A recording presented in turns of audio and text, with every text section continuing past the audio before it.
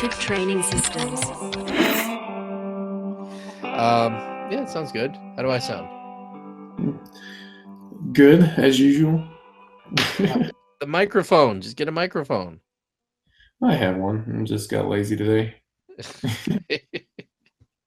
So what are we talking about today? Great feedback on that, like Yeah. the moment that we get an episode or two that have like positive sound feedback, Mike gets lazy about plugging in the microphone. Yeah. I know. Yeah, what's with that?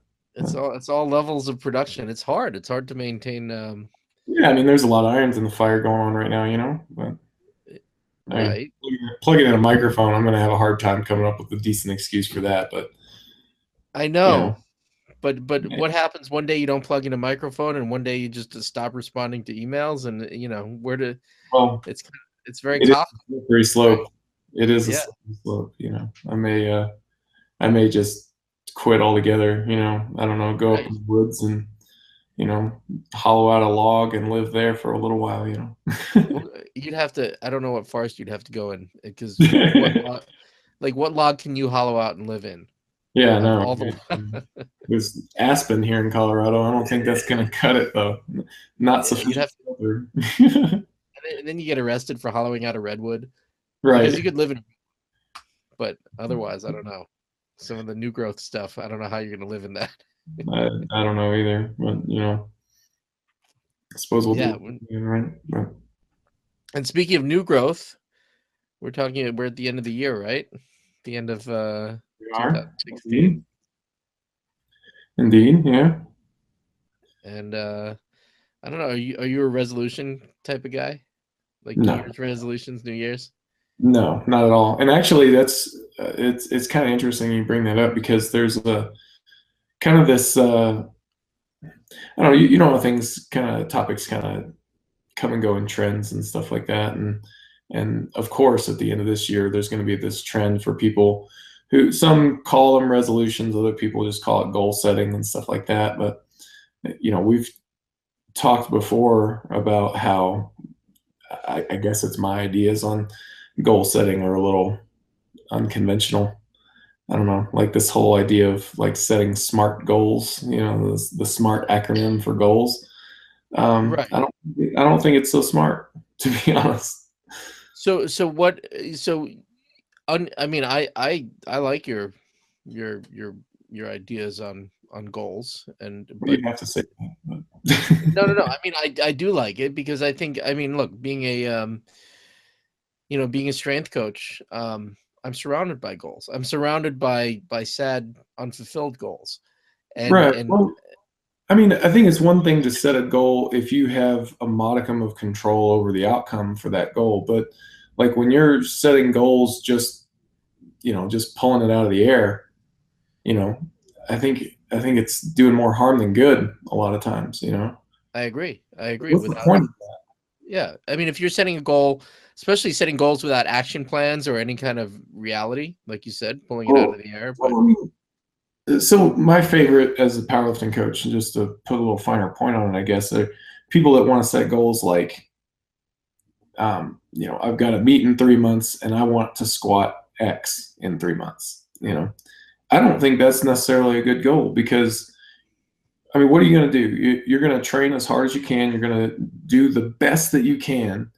And you may get there, you may not, you know, like a lot of that's biological. Like how far is that,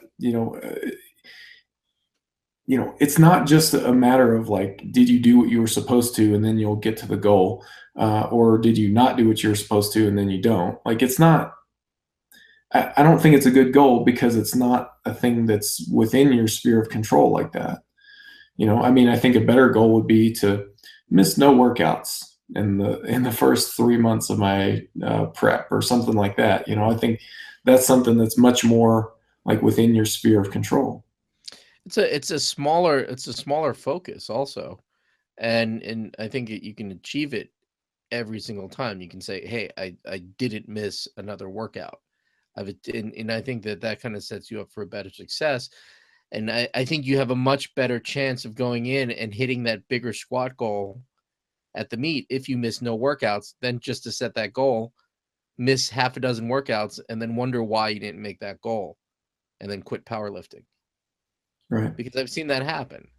And so yeah, I mean, it's, I always tell people that really the first goal is just to show up. Yeah, and it's not about setting a low bar either. It's not about that at all.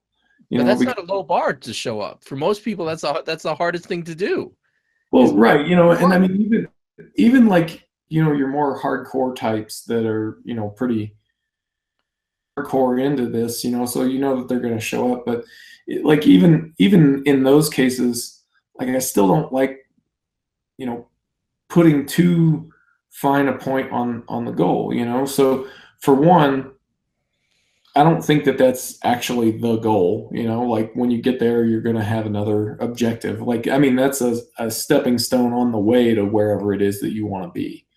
So if you're, kind of setting up those more short term objectives, okay, but that's just not real compelling to me.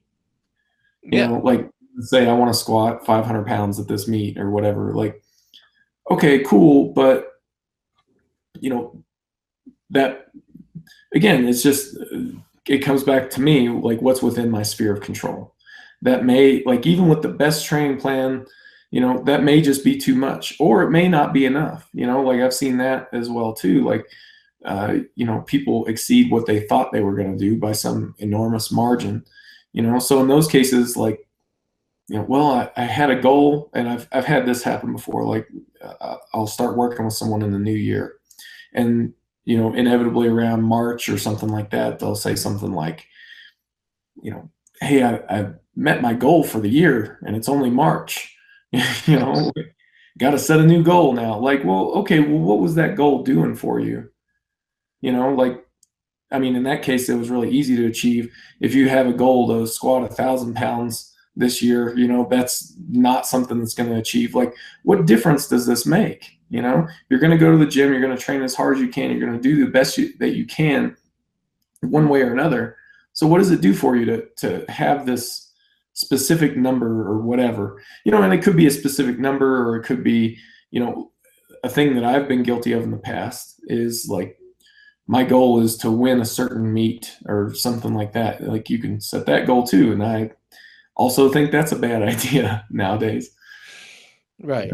No, I mean, and I agree with you. Now, funny enough, I think this ties in with your whole with RPEs, does it not? I mean, does it tie it, like, if we were to take it to kind of a very simple daily thing that we do regularly for those of us who train with, RTS and um your RP and hitting an 8 RPE, hitting an honest 8, right? And Sure. consistently hitting an honest 8.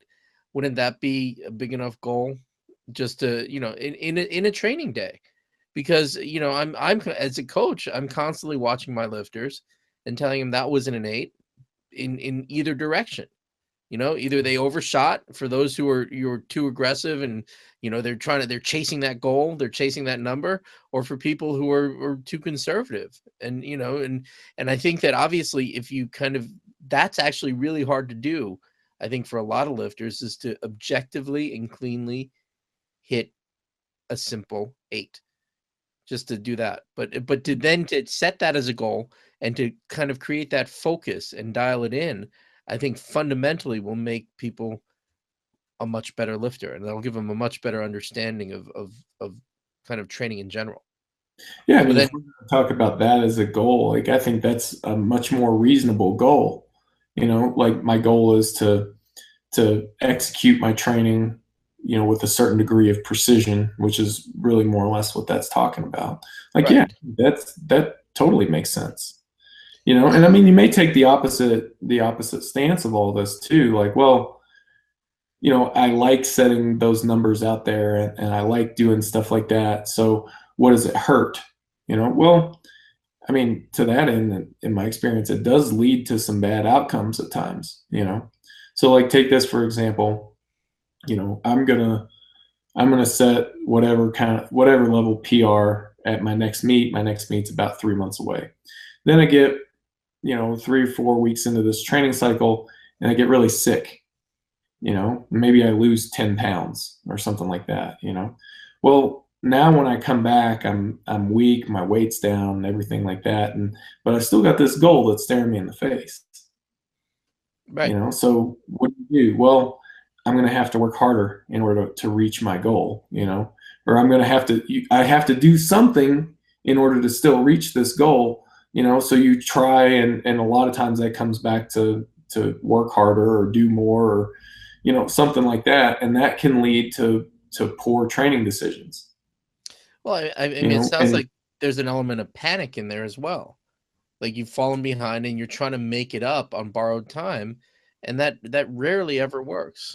I mean, it might work once, and you might remember that one yeah, time it worked, and you keep chasing that, and it's never going to be like that again. And that's where you get yourself into trouble. I mean, right. not you, but yes, Well, you. yeah, yeah. I Yes, mean, anybody. well, Yeah, me, yeah, it happened. It's happened to me before yeah, too, you know, and that's why I've kind of got to the point in my training where I don't set goals like that. Like I'll figure out what my attempts are going to be at a meet, like, you know, 7 days out, you know, 10 days out maybe, you know, and I start to firm up an idea as we get closer and closer. But I'm not like setting goals that are, you know, way far away, you know. I'm I might be setting goals like training goals for next week, you know, and you may know what kind of training that you're going to do a little bit further out than that, but I'm not figuring out weights or planning like specific sets more than, you know, 7 days or so in advance. And a lot of times it's less than that, you know, because there's a lot of stuff that's unexpected that can happen. And if you get so focused on the specific number, you know, whether we're going to call it a goal or not, you know, when you get focused on a specific number, then that can lead to bad training outcomes, yeah, you know. And if and that's the thing, like that's the biggest thing. That's the thing about RPE. That's so we're developing all these web tools and stuff like that right now. We, you know, built the training log that we had, and we're showing people at USAPL Nationals a couple months ago. The point of all that stuff is to help you make better training decisions. Like that's the whole point, you know. And hmm if you're not making better training decisions, then, you know, it's, I don't even know what the value of it is, you know. right, You got to put the right weight on the bar and lift it the right number of times. That's the point, you yeah, know. and it's that simple. But so how do we get what's the shortcut to get everybody to buy into that? Because Right. I fully believe it. Because I what I notice at my gym is that the people that have been around the longest train with the least amount of anxiety. I mean, or they have it, and I'll squash it quickly, so then they don't have any more anxiety. But they're basically they're just there putting in the numbers. They're just putting in every day, and then they turn around and they'll hit those numbers at their meets. They'll surprise themselves with their progress. And it's something that I as a coach kind of keep in the back of my head. Like, they're trending towards this, but I don't make a big deal of it. Kind of focus on the small. And I think focusing on those small things tend to give us the bigger results. I was thinking about what you said before Yeah. when, you like if you get to 7 days out from a meet and you're healthy, I mean, first you should have a party. First, like, and I'm not saying that for you, but for any experienced lifter, because I think as we get deeper into our training age, we get plagued with life, and we get plagued with injuries, and it's not all kind of perfect and rosy anymore, like it was when you were 19 years old or whatever it was. Um, and maybe I say that because I'm old, but it's I'm saying that you first celebrate, right, that you've made it through a training cycle and you're healthy and you're ready to compete, and then have fun calculating the numbers. And I usually tell my lifters at that point, now they just have to bubble wrap themselves and make sure that nothing silly happens between now and the meet. Right. But that's how things become fun. And I think if we reframe that for people, they'll realize that it's worth it to not worry about something that's so far away, Sure. and allow them to focus on kind of their daily activity. Well, and then to take that a step further too, you know, it's allowing the goal of the competition. It's allowing those numbers to emerge from the training. Right. You know, everybody likes to, you know, to pay lip service to human beings being complex organisms where the outcomes aren't necessarily a linear function of the inputs and things like that. But if you've got a complex organism that's inherently to some degree unpredictable, then the longer the time span that you're dealing with, the more unpredictable it gets. Like, we know these things, right? So yet we're going to still, set out something that's, some highly specific and defined number, or something like that, that's, months away. When, we just can't make those sorts of predictions. Like, it's just not even worth your time, I don't think, to make those predictions, Yeah, we don't learn from those mistakes, do we? No. It Well, I takes mean, a long time. I agree with you, but I mean, it's it just a takes a much long better time. approach. It's just a much better approach to let um, to let those goals emerge organically from the training experience. So yeah, I mean, and that's like one specific context, but like, we're talking about how this applies to all of training anyway. That what am I going to do 2 weeks from now, 3 weeks from now, 4 weeks from now, in terms of specific numbers? Well, that's going to be a function of what do I do today, and I'll be able to predict that, once we're maybe a couple days out, probably I'll at least be able to predict it within a certain margin, you know, but, if we're a number of weeks out, it's just inherently not predictable. So why spend the time on it? Is that what people mean when they say focus on the process? It's like Yeah. focus on the journey, and the outcome doesn't matter. For Yeah. for what for whatever reason, I've just been reading things lately with people and success, and more often than not, I read that people find their success and they realize that it's empty and there's nothing there. And they don't, it's not to say it's not fun for a second, but then they look around and they say, what's next? Yeah. And they don't, and look, you can probably speak to that pretty well. I mean, in the sense of, like, I mean, reaching the pinnacle in 2009, right? And kind of, and with World Games, and then what's next? Does the whole world change for you, or does it stay the same? I mean, as far as setting goals and everything else. Well, I'll tell you a story that I maybe hesitate to tell a little bit because it's embarrassing a little in its naivety, you Oh, know. but then you got to tell it. Well, I'm kind of painting myself into that corner. But I remember, this was fairly early on in my career. I had won a junior world championship. I don't think I had gone to the World Games yet. So like, that happened for me pretty quickly. So I won junior worlds in 2006. Like, I started competing in USAPL in like 2004. So I kind of came onto the scene relatively quickly. And then when I started my open career, I was already in a good spot, and I was ranked very highly, and I'm getting stronger, and every training cycle is getting better, and all this stuff. And like, why wouldn't this just keep on going?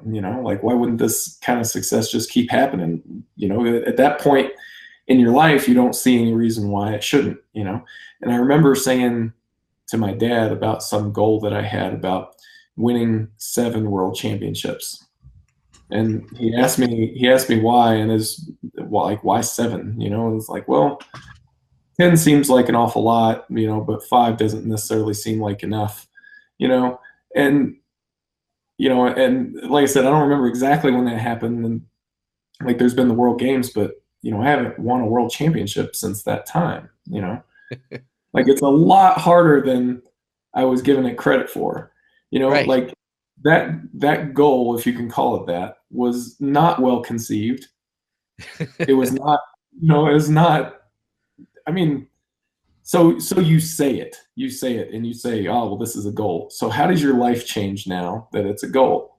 Right. And Right. I mean, in my case, this was a stupid goal, really. It's just like way loftier than I was able to understand at the time, right? Yeah. So what do I do differently because this is now a goal, right? Well, nothing. I mean, I still am training as hard as I can. I'm doing the absolute best that I can to be the best power lifter that I can be, you Right. know? So so tell me again, like what difference does it make that you say that this is a thing that you want to do, I mean, in that case, no, I don't think it makes a difference, you know? Right. And that's I think that's the point. And I think a lot of people can't believe that. They can't believe that it because they put so much weight, like so much stock into that goal that they can't believe that it won't like dramatically change their life when they reach it. And so like you said, when someone hits their like full year's goal in the first quarter, they're kind of empty. They're kind of lost because now what? They've set themselves up for that for so long, and now what? Right. And I think that's kind of the other end of it, especially when we talk more about those really long-term goals that, require a lot of striving and stuff Yeah, like that, you know. When right. we do reach those goals, yeah, I mean, so now what? Now what do you do? And that's the other side of this, like let's have something that you can strive for and stuff like that. It's good to have something that's kind of operating in the background, or a reason for being here. I mean, if you don't have that, then why go to the gym at all? I get it that you can take this idea and take it too far as well. Hmm. Yeah. But yeah, you don't, there's a balance to it, but I think the balance is typically commonly skewed in one direction at this point in time. I don't So see too many people who are going to the gym, week in and week out, like completely with no direction. Like, why are you here? Well, I don't know. I just think lifting weights is neat. That doesn't happen. Like, people want to get stronger, they want to get bigger, they want to, impress more girls or something. Like, there's some reason why they're here to begin with. So I don't think that typically having no goals is the major problem for people. right. No, I know, and in reframing those goals, I think is the that'll be my goal for for next year, is to reframe goals. But to be honest, I do that on a regular basis. I do that with all of our online clients.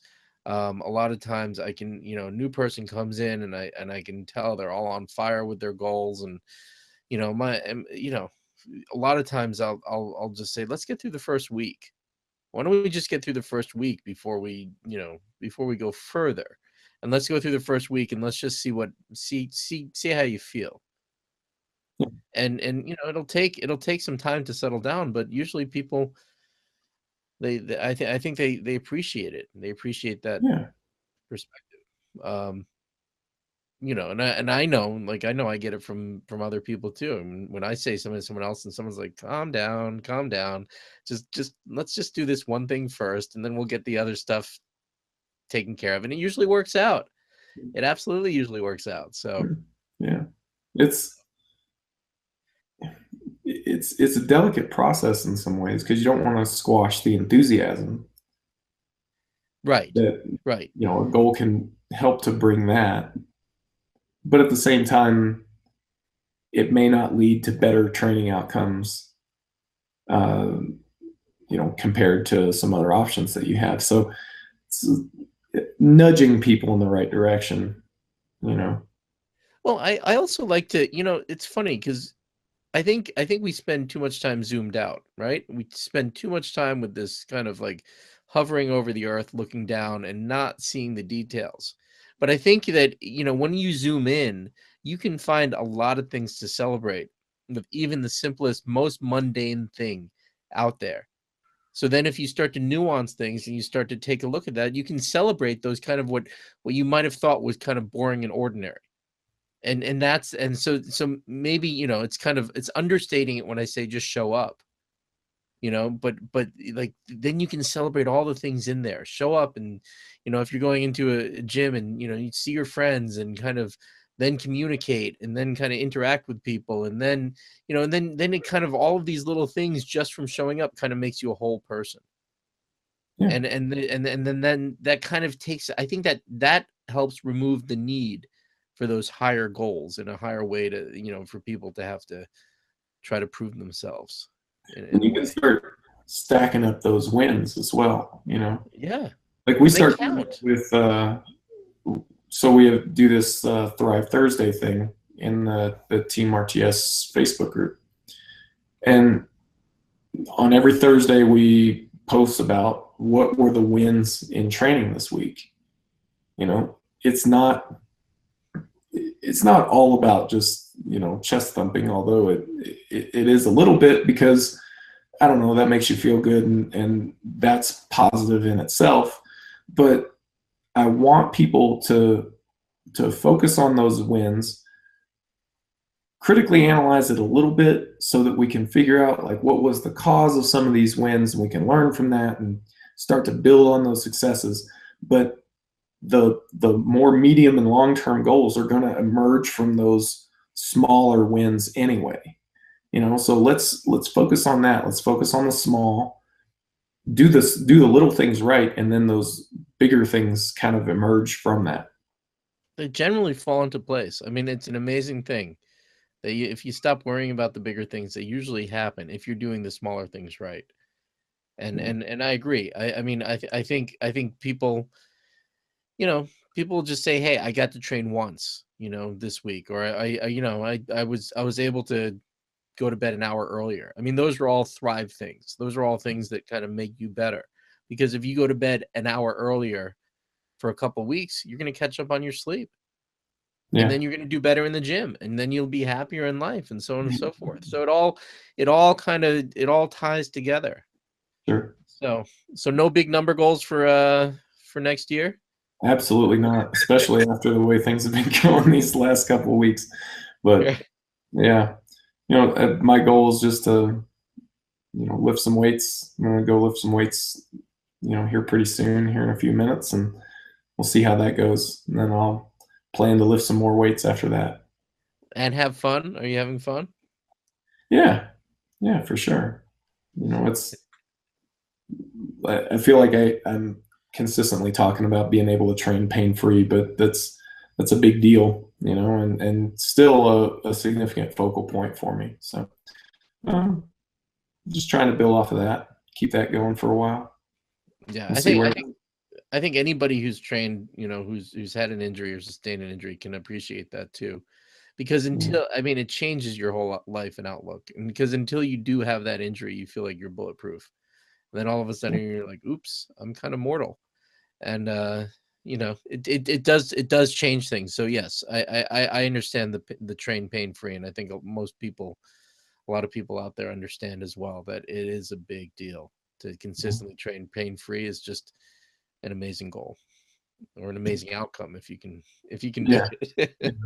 Try to make that become an outcome, right? Yeah, exactly. Cool. Well, there's some more topics that we could lead into off of that, but I don't want to totally derail us. So I do want to share a couple things, just kind of some stuff that's upcoming that I think is a big deal, some stuff that's pretty important. We've got a new round of RTS Classroom coming up next month. It starts January 12th. This is Classroom Microcycles. So this is the first course in our RTS Classroom series. So if you're looking for a place to get into the classroom circuit, this is your onboarding point. Now, Classroom Microcycles is a class that's taught online. Think of it like a seminar, except that it's much more in depth.